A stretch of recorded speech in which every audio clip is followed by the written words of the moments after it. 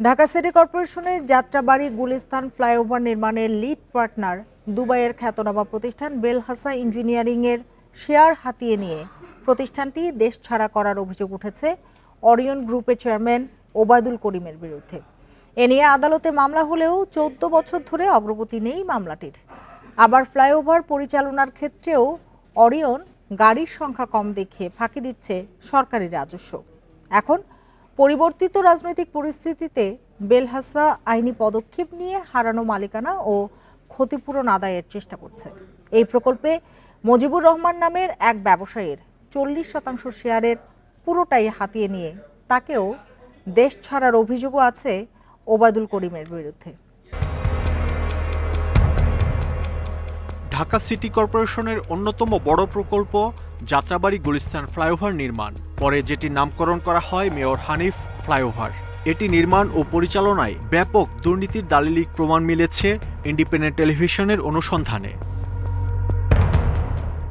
প্রকল্প নির্মাণের দরপত্রে Singapore, Malaysia, দুবাইয়ের 3টি খ্যাতনামা কোম্পানি অংশ নিলেও যোগ্য বিবেচিত হয় বাংলাদেশ দুবাইয়ের যৌথ বিনিয়োগকারী প্রতিষ্ঠান বেলহাসা অ্যাকম অ্যান্ড অ্যাসোসিয়েট লিমিটেড, যেখানে লিড পার্টনার হিসেবে বেলহাসার নাম উল্লেখ আছে। এই যৌথ বিনিয়োগের প্রতিষ্ঠানে বেলহাসার শেয়ার 60% আর অ্যাকম ইঞ্জিনিয়ারিং লিমিটেডের শেয়ার 40%। আবার অ্যাকম ইঞ্জিনিয়ারিংয়ে ওবায়দুল করিমের 50% শেয়ারের পাশাপাশি 10% তার বন্ধু রবিউল হোসেনের এবং 40% মুজিবুল হকের ছিল।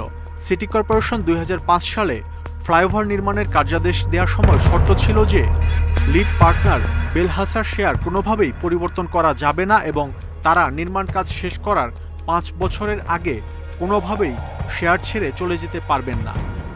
অভিযোগ আছে ফ্লাইওভারের কার্যাদেশ পাওয়ার পর রাজনৈতিক পট পরিবর্তনের সুযোগ নিয়ে অরিয়ন বেলহাসা সহ অন্য শেয়ারহোল্ডারদের একে একে তাড়াতে থাকে রাজনৈতিক প্রভাব খাটিয়ে।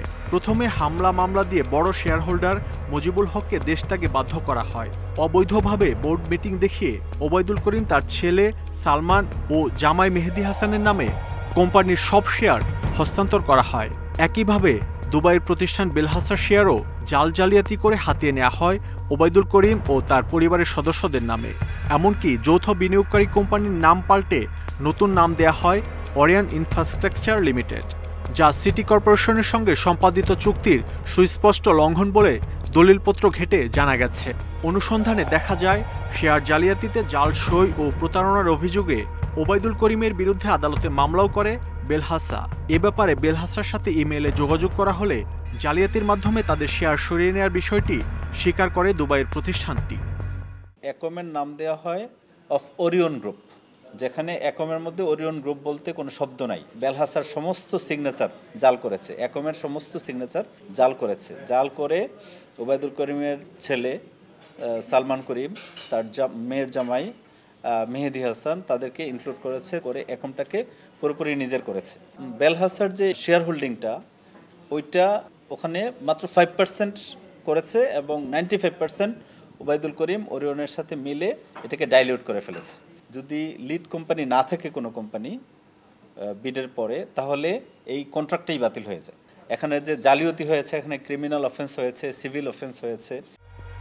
অনুসন্ধানে জানা যায় ফ্লাইওভার নির্মাণ ব্যয় 670 কোটি টাকা ধরা হলেও প্রিফারেন্স শেয়ারের বিপরীতে 5 ব্যাংক থেকে 600 কোটি টাকা সংগ্রহ করেন ওবায়দুল করিম। পরে প্রকল্পের ব্যয় বাড়িয়ে 670 কোটি টাকা থেকে করা হয় 2378 কোটি টাকা। এবারও 2150 কোটি টাকা বন্ড ডিসকাউন্টের মাধ্যমে তোলা হয় অগ্রণী, সোনালী, জনতা ও রূপালী ব্যাংক থেকে। সরেজমিনে ঘুরে দেখা যায় মেয়র হানিফ ফ্লাইওভারে চলাচলকারী বহু যানবাহন থেকে টোল আদায় করা হলেও রসিদ দেয়া হচ্ছে না।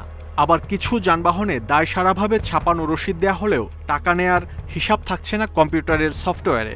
ফলে চুক্তি অনুযায়ী এই ফ্লাইওভার থেকে আদায়কৃত টোলের 5% সরকারি কোষাগারে জমা দেওয়ার কথা থাকলেও ওই জালিয়াতির কারণে সরকার পাচ্ছে অনেক কম টাকা। এই টোল আদায়ের হিসাবেও আছে ব্যাপক গড়মিল। সড়ক ও জনপথ বিভাগের হিসাব বলছে মেয়র হানিফ ফ্লাইওভারে প্রতি ঘন্টায় বিভিন্ন ধরনের যানবাহন চলে 8,000 থেকে 10,000। সে হিসাবে টোল আদায় হবার কথা বছরে প্রায় 1200 কোটি টাকা। আর অরিয়ন হিসাব দিচ্ছে বছরে টোল আদায় হয় 140 কোটি থেকে 178 কোটি টাকা। এসব অভিযোগের বিষয়ে অরিয়নের কাছে জানতে চাওয়া হলেও তাদের কোনো বক্তব্য পাওয়া যায়নি। মাহমুদ শরীফ, ইন্ডিপেন্ডেন্ট নিউজ, ঢাকা। ওরিয়ন গ্রুপের চেয়ারম্যান ওবায়দুল করিম ও তার পরিবারের সদস্যদের ব্যাংক অ্যাকাউন্ট জব্দের নির্দেশ দিয়েছে Bangladesh financial intelligence unit BFIU। বুধবার সব ব্যাংকে চিঠি দিয়ে তাদের ব্যক্তি হিসাব জব্দের নির্দেশ দেওয়া হয়েছে। রাষ্ট্রীয় আর্থিক গোয়েন্দা সংস্থা BFIUর চিঠিতে ওরিয়ন গ্রুপের চেয়ারম্যান ও তার পরিবারের সদস্যদের মধ্যে স্ত্রী আরজুদা করিম, সালমান ওবায়দুল করিম, জারিন করিম, মেহেদি হাসানের ব্যক্তিগত হিসাব জব্দের নির্দেশ দেওয়া হয়। প্রতিষ্ঠানটির নানা অনিয়ম নিয়ে সম্প্রতি ইন্ডিপেন্ডেন্ট টেলিভিশন সহ বিভিন্ন গণমাধ্যমে খবর প্রকাশ হয়। গত 5ই আগস্ট আওয়ামী লীগ সরকার পতনের পর সাবেক মন্ত্রী, এমপি, রাজনীতিবিদ, আমলা, ব্যবসায়ী সহ বিভিন্ন ব্যক্তির অ্যাকাউন্ট জব্দ করতে শুরু করে BFIU। জাতীয় রাজস্ব বোর্ড থেকেও নেওয়া হচ্ছে বিভিন্ন ব্যবস্থা।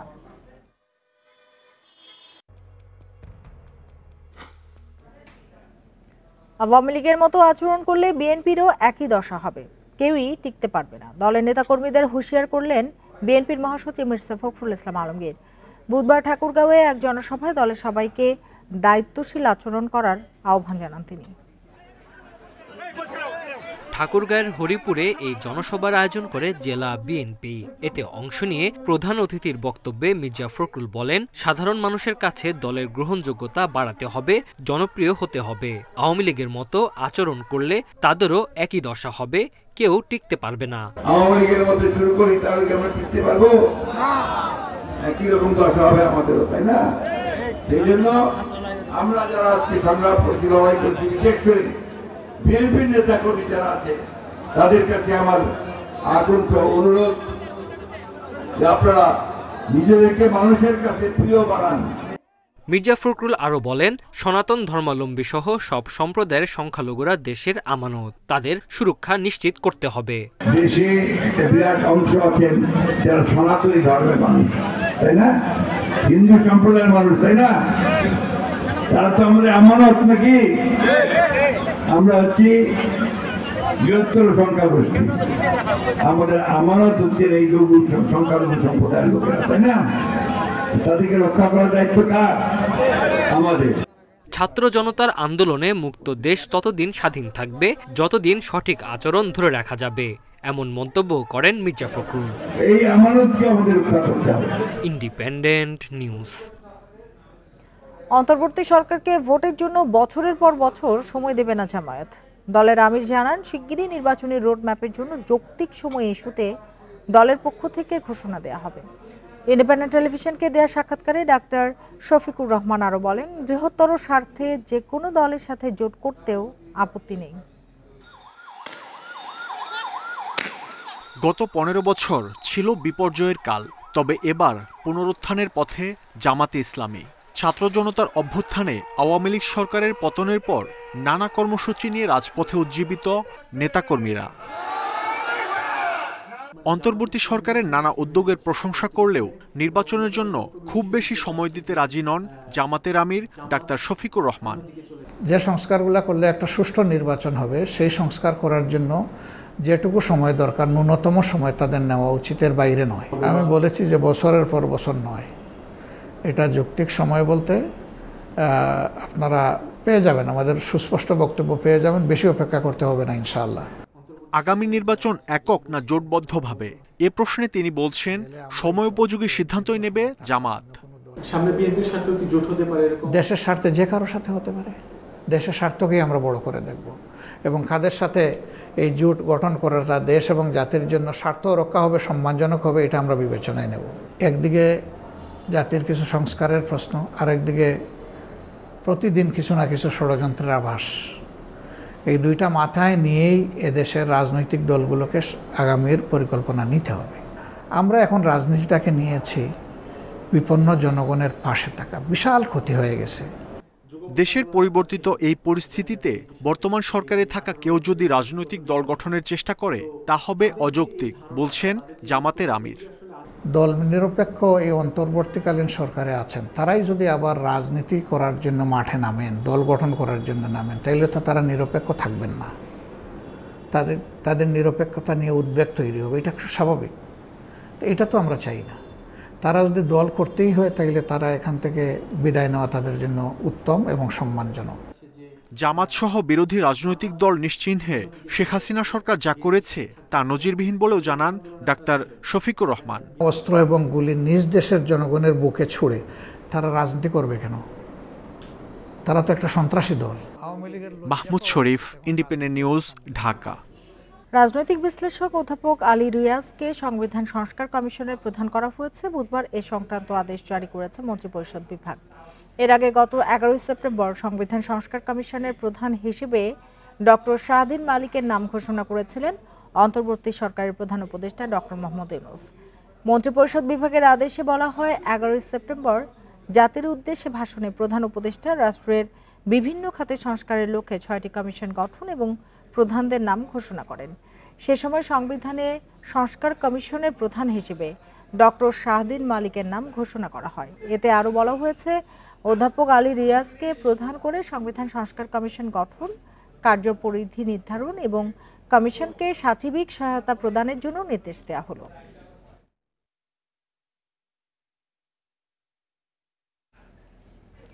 বিগত 3টি জাতীয় নির্বাচনকে অবৈধ বলে সাবেক প্রধান নির্বাচন কমিশনার কাজী রকিবউদ্দিন আহমেদ, নুরুল হুদা, হাবিবুল আওয়াল ও সাবেক প্রধানমন্ত্রী শেখ হাসিনা সহ 18 জনের নামে রাষ্ট্রদ্রোহ মামলা হয়েছে।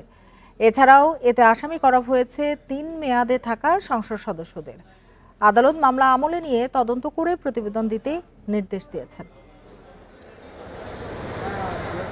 2014, 18 ও 24 সালে অবৈধ ও প্রতারণামূলক নির্বাচন আয়োজন করা হয়েছে, যেখানে জনগণ ভোট দিতে পারেনি এমন অভিযোগে বুধবার সকালে চট্টগ্রাম মেট্রোপলিটন আদালতের বিচারক কাজী শরীফের আদালতে রাষ্ট্রদ্রোহ ও প্রতারণার মামলা করেন মুক্তিযোদ্ধা ও এলডিপি নেতা একরামুল করিম। এ মামলায় আসামি করা হয় সাবেক প্রধান নির্বাচন কমিশনার কাজী রকিবউদ্দিন আহমদ, কেএম নুরুল হুদা ও কাজী হাবিবুল আউয়ালকে। এছাড়াও আসামি করা হয়েছে সাবেক প্রধানমন্ত্রী শেখ হাসিনা, সাবেক মন্ত্রী ওবায়দুল কাদের এবং 3 মেয়াদের সংসদ সদস্যদের। মামলায় বলা হয়, নির্বাচনের নামে রাষ্ট্রের টাকা অপচয় করা হয়েছে, যা জনগণের সাথে প্রতারণা ছাড়া কিছু নয়। 2014, 2018, 2024-এর একটা ফ্রড অ্যাক্টের প্রতারণামূলক নির্বাচন ফেস করেছি। আমি বা আমাদের দেশবাসী নির্বাচনে অংশগ্রহণ করতে পারে নাই। একজন নাগরিক, সিনিয়র নাগরিক হিসাবে আমি মনে করেছি এটি সংবিধান যারা রক্ষণ করার কথা তারা সংবিধান ভঙ্গ করেছে। বাদীপক্ষের আইনজীবী জানান, গত 3 নির্বাচনে অংশগ্রহণ ছিল না অনেক বৃহৎ দলের। এছাড়াও যারা সংসদ সদস্য হয়ে অবৈধভাবে রাষ্ট্রের সুযোগ সুবিধা নিয়েছেন তাদেরকে এই মামলায় আসামি করা হয়েছে। তাদের বিরুদ্ধে মামলাটা আনছি সংবিধানের আলোকে রাষ্ট্রদ্রোহিতার অভিযোগে। কারণ আমাদের সংবিধানে লেখা আছে, যদি কোনো ব্যক্তি তার কোনো কর্মকাণ্ডের দ্বারা রাষ্ট্রীয় প্রতিষ্ঠানের প্রতি জনগণের আস্থা নষ্ট করে, তাহলে রাষ্ট্রদ্রোহিতার অপরাধী হবে। এদিকে নির্বাচন বিতর্কিত করলে ও সাধারণ মানুষ ভোট দিতে না পারলে সেটি রাষ্ট্রদ্রোহিতার পর্যায়ে পড়ে কিনা তা আইনজ্ঞরাই বলতে পারবেন, বলেছেন নির্বাচন ব্যবস্থা সংস্কার কমিশনের প্রধান। এখন একটা প্রক্রিয়া চলছে, আমি জানি যে সেই রায়ের ব্যাপারে সুপ্রিম কোর্টে আপিল করা। তো এই আপিল বিভাগেই চূড়ান্ত সিদ্ধান্ত হবে যে ওই নির্বাচনটা অবৈধ ছিল কিনা। আদালত রাষ্ট্রদ্রোহ মামলা আমলে নিয়ে পুলিশকে দ্রুত সময়ের মধ্যে প্রতিবেদন দেওয়ার নির্দেশ দিয়েছে। Independent News. Salman F Rahman, Anisul Haque, Junaid Ahmed Palak, সাবেক বিচারপতি শামসুদ্দিন চৌধুরী মানিক, সাবেক আইজিপি চৌধুরী আবদুল্লাহ আল মামুনকে আরও একাধিক হত্যা মামলায় গ্রেপ্তার দেখিয়ে কারাগারে পাঠানো হয়েছে। এর আগে সকালে রাজধানীর বাড্ডা, লালবাগ, আদাবর ও খিলগাঁও থানার আলাদা মামলায় আদালতে হাজির করা হয় তাদের। বুধবার সকাল 8টার দিকে কারাগার থেকে আদালতে নেওয়া হয় সালমান এফ রহমান, আনিসুল হক, জুনায়েদ আহমেদ পলক, সাবেক আইজিপি আবদুল্লাহ আল মামুনকে। এদিন প্রথমবার ঢাকার আদালতে তোলা হয় সাবেক বিচারপতি শামসুদ্দিন চৌধুরী মানিককে। রাজধানীর বাড্ডা থানার আলাদা 3 মামলায় আনিসুল হক ও জুনায়েদ আহমেদ পলক, সাবেক আইজিপি আবদুল্লাহ আল মামুনকে একই থানার আরও 2 মামলায় এবং সালমান এফ রহমানকে বাড্ডা ও খিলগাঁওয়ের 3 হত্যা মামলায় গ্রেপ্তার দেখানোর আবেদন করা হয়। এছাড়া বিচারপতি শামসুদ্দিন চৌধুরী মানিককে বাড্ডার 4টি, আদাবর ও লালবাগ থানার 2টি মামলায় গ্রেপ্তার দেখানোর আবেদন পড়ে। শুনানি শেষে আবেদন মঞ্জুর করেন ঢাকার মেট্রোপলিটন ম্যাজিস্ট্রেট মোহাম্মদ জাকি আল ফারাবির আদালত। পুলিশের পক্ষ থেকে নতুন করে রিমান্ডের আবেদন না করায় তাদের আবার পাঠানো হয় কারাগারে। সালমান এফ রহমান সাহেবকে সোনেশ দেখানো হয় এবং দেখা যাচ্ছে যে বাড্ডা থানার একটা মামলা ৩/৮/২৪-এ আব্দুল্লাহ মামুন, সালমান এফ রহমান, আনিসুল হক এবং শামসুদ্দিন চৌধুরী মানিক ওনাকে সোনেশ দেখানো হয়। ৩০২/৩৪-এর মামলা এবং লালবাগ থানার মামলা নম্বর ৭/৮/২৪-এ ১৯ নম্বর আসামি শামসুদ্দিন চৌধুরী মানিক। ছাত্র জনতার আন্দোলনে হত্যাকাণ্ডে জড়িত না থাকলেও রাজনৈতিক কারণে মামলা দিয়ে হয়রানির অভিযোগ আসামি পক্ষের আইনজীবীদের। শামসুদ্দিন চৌধুরী মানিক অত্যন্ত আলোচিত ব্যক্তি, মিথ্যাভাবে এই মামলায় সম্পৃক্ত করা হয়েছে। এই মামলায় কোনো ক্রমেই উনি জড়িত না এবং এই মামলার ঘটনা সম্পর্কে উনি জানেনও না, এই মামলার ঘটনা সম্পর্কে কোনো অবগতও না। বিভিন্ন মামলায় রিমান্ডে নেওয়া হয়েছে, একাধিকবার জিজ্ঞাসাবাদ করা হয়েছে। এই নতুন করে ওনাদের কাছ থেকে তথ্য পাওয়ার আর কোনো কিছুই নেই, এগুলো জাস্ট হয়রানি করার জন্য ওনাদেরকে সোনেশ দেখানো হচ্ছে। এদিকে সচিবালয়ে সংঘর্ষের ঘটনায় শাহবাগ থানার ভাঙচুর ও নাশকতার মামলায় 22 আনসার সদস্যকে নতুন করে গ্রেপ্তার দেখানো হয়েছে। এর মধ্যে 7 জনকে 3 দিন করে রিমান্ড দিয়েছে আদালত। Mahmuda Moumita, Independent News, Dhaka. ফ্যাসিবাদে জড়িত কিংবা গণহত্যায় উস্কানিদাতা, কবি, সাহিত্যিক, সাংস্কৃতিক ব্যক্তিত্ব, সাংবাদিক সবাইকে বিচারের আওতায় আনা হবে জানিয়েছেন তথ্য ও সম্প্রচার উপদেষ্টা নাহিদ ইসলাম। বুধবার সচিবালয়ের ব্রিফিংয়ে তিনি একথা বলেন। গণমাধ্যম কর্মীদের প্রশ্নের জবাবে নাহিদ ইসলাম বলেন, সাংবাদিকদের বিরুদ্ধে হত্যা মামলা সরকার করছে না, করা হচ্ছে জনগণের জায়গা থেকে। সচিবালয়ে চলচ্চিত্র সেন্সর বোর্ড ও জুরি বোর্ডের নবনির্বাচিত কমিটির সদস্যদের সঙ্গে মতবিনিময় করেন তথ্য উপদেষ্টা নাহিদ ইসলাম। পরে ব্রিফিংয়ে তিনি জানান, দেশের সার্বিক পরিস্থিতি ও জানমালের নিরাপত্তায় সেনাবাহিনীকে ম্যাজিস্ট্রেসি ক্ষমতা দেওয়া হয়েছে। এছাড়া পুলিশ বাহিনীকে সংস্কার করে আস্থার জায়গায় নিয়ে আসার কথাও জানান তিনি। আমরা যেহেতু একটা জরুরি পরিস্থিতিতে আছি, দেশ পুনর্গঠন করা লাগতেছে, সেজন্য আমরা সেনাবাহিনীকে এই ক্ষমতাটি দেওয়া হয়েছে এবং সেটা কেবল 2 মাসের জন্য। এবং আমরা মূলত এই সময়টার মধ্যে আমাদের যে পুলিশ বাহিনীটা আছে সেটাকে সম্পূর্ণভাবে রিফর্ম করে আরো শক্তিশালী করে মানুষের আস্থার জায়গায় নিয়ে এসে তাদেরকে মাঠে ফিরিয়ে নিয়ে আসব। গণহত্যায় উস্কানিদাতা, কবি, সাংবাদিক ও সাংস্কৃতিক ব্যক্তিত্বকেও ছাড় দেওয়া হবে না বলে জানান তিনি। কেবলমাত্র সাংবাদিক পরিচয়, সাংস্কৃতিক ব্যক্তিত্ব বা কবি পরিচয়ের কারণে কিন্তু কেউ রেহাই পেয়ে যাবে না। এই ফ্যাসিজমের সাথে যারা জড়িত ছিল, এটার যারা বৈধতা উৎপাদনে কাজ করেছে, তাদের লেখনীর মাধ্যমে, তাদের মতামতের মাধ্যমে জনমত তৈরি করেছে, গণহত্যার পক্ষে কাজ করেছে, উস্কানি দিয়েছে, তাদেরকে কিন্তু অবশ্যই বিচারের আওতায় আনা হবে। সামাজিক যোগাযোগ মাধ্যমের বিষয়বস্তুর সত্যতা যাচাই প্রক্রিয়া আরও শক্তিশালী করার কথাও জানান তথ্য উপদেষ্টা। রেজওয়ানুল হক, ইন্ডিপেন্ডেন্ট নিউজ, ঢাকা। অনুপস্থিত পুলিশ সদস্যদের আর কাজে যোগদানের সুযোগ দেওয়া হবে না বলে জানিয়েছেন স্বরাষ্ট্র উপদেষ্টা অবসরপ্রাপ্ত লেফটেন্যান্ট জেনারেল জাহাঙ্গীর আলম চৌধুরী। সকালে গাজীপুরের আনসার ও ভিডিপি একাডেমিতে তিনি আরও বলেন, শৃঙ্খলা ভঙ্গকারী পুলিশের বিরুদ্ধে ব্যবস্থা নেওয়া হবে, অপকর্মে জড়িতদের কিছুতেই মাফ করা হবে না। ছাত্র জনতার গণ অভ্যুত্থানে বিতর্কিত ভূমিকার পর অনেকটাই ভেঙে পড়ে পুলিশের কার্যক্রম। ধীরে ধীরে পুলিশি কার্যক্রম শুরু হলেও অনেক পুলিশ সদস্য যোগ দেননি কাজে। সরকারের পক্ষ থেকে কাজে ফেরার সময়সীমাও বেঁধে দেওয়া হয়। তবে পুলিশ সদর দপ্তরের হিসেবে গত 1 আগস্ট 2024 থেকে 17 সেপ্টেম্বর পর্যন্ত বাংলাদেশ পুলিশের 187 জন সদস্য কর্মস্থলে অনুপস্থিত। পুলিশ সদর দপ্তরের পরিসংখ্যান বলছে, অনুপস্থিত কর্মকর্তাদের 1 জন ডিআইজি, অতিরিক্ত ডিআইজি 7 জন, পুলিশ সুপার 2 জন, অতিরিক্ত পুলিশ সুপার 1 জন, সহকারী পুলিশ সুপার 5 জন, পুলিশ পরিদর্শক 5, এসআই ও সার্জেন্ট 14, এএসআই 9, নায়ক 7 এবং কনস্টেবল 136 জন। অনেক সময় বলে এত বাট সংখ্যা খুবই নগণ্য, বাট এরা বিভিন্ন দুষ্কর্মের সাথে জড়িত, এই জন্যই তারা জয়েন করে নাই। এদের যদি পারেন আপনারাও আমাদের কাছে ধরিয়ে। এছাড়া সরাসরি হত্যায় জড়িতদের শাস্তির আওতায় আনার কথাও জানান স্বরাষ্ট্র উপদেষ্টা। যারা কর্মযোগ এখনো জয়েন করে নাই তাদের আর জয়েন করতে দেওয়া হবে না এবং তাদের ক্ষেত্রে ডিসিপ্লিনারি অ্যাকশন নেওয়া হবে। তাদের থেকে কোনো ধরনের তাদের মাফ করা হবে না। পুলিশ বাহিনীতে শৃঙ্খলা ফেরাতে কিছু সদস্যকে বদলি ও বাধ্যতামূলক অবসরে পাঠানো হয়েছে। নূরে জান্নাত, ইন্ডিপেন্ডেন্ট নিউজ। বিদেশি অর্থায়ন নির্ভর প্রকল্প বাস্তবায়নে অগ্রাধিকার দেবে অন্তর্বর্তীকালীন সরকার। পাশাপাশি রাজনৈতিক বিবেচনায় নেওয়া প্রকল্প যাচাই বাছাই করা হবে। বুধবার রাজধানীর আগারগাঁওয়ে একনেক সভা শেষে সংবাদ সম্মেলনে এসব কথা বলেন পরিকল্পনা উপদেষ্টা ডক্টর ওয়াহিদ উদ্দিন মাহমুদ। আপাতত পঞ্চবার্ষিক পরিকল্পনা স্থগিত থাকবে বলেও জানান তিনি। অন্তর্বর্তী সরকারের দায়িত্ব গ্রহণের পর প্রথম একনেক সভা অনুষ্ঠিত হয় তেজগাঁওয়ে প্রধান উপদেষ্টার কার্যালয়ে। সভায় প্রধান উপদেষ্টা ডক্টর মোহাম্মদ ইউনুস জানান, নতুন করে আর কোনো মেগা প্রকল্পের অনুমোদন দেয়া হবে না। এখন কেবল ছোট ছোট জনবান্ধব প্রকল্প হাতে নেওয়া হবে। পরে এনইসি সম্মেলন কক্ষে একনেক সভা শেষে সংবাদ সম্মেলনে আসেন পরিকল্পনা উপদেষ্টা ওয়াহিদুদ্দিন মাহমুদ।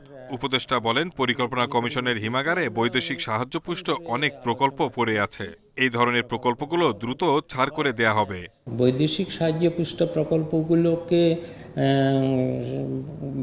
অত বেশি যাচাই বাছাইয়ের সময় না দিয়ে আমরা বরং একনেকে পাশ করে দেব, কিন্তু তারপরে পাশ করে দেওয়াই যেটা বললাম যে সব না, তারপরে মন্ত্রণালয় এগুলোকে যখন পরিমার্জন করতে পারবেন এই প্রকল্পগুলোকে।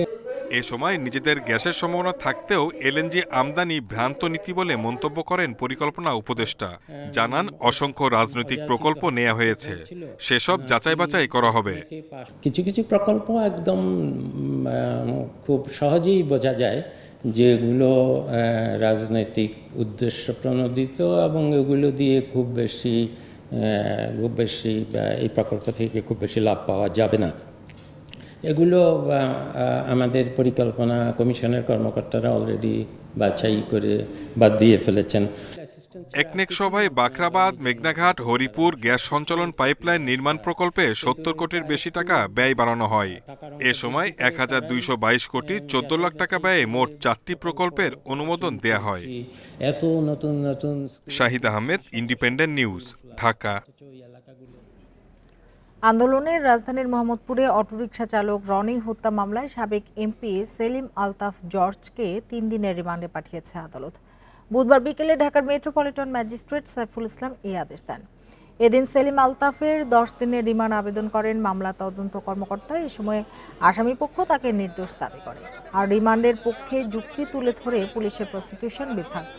আদালত আসামি পক্ষের জামিন আবেদন নামঞ্জুর করে। গত 19 জুলাই দুপুর 1টার দিকে মোহাম্মদপুরের নূরজাহান রোডে প্রাথমিক বিদ্যালয়ের সামনে গুলিবিদ্ধ হন রনি। তাকে সোহরাওয়ার্দী মেডিকেলে নেওয়া হয়, পরে চিকিৎসাধীন অবস্থায় মারা যান রনি। এ ঘটনায় তার মা মোহাম্মদপুর থানায় একটি হত্যা মামলা দায়ের করেন।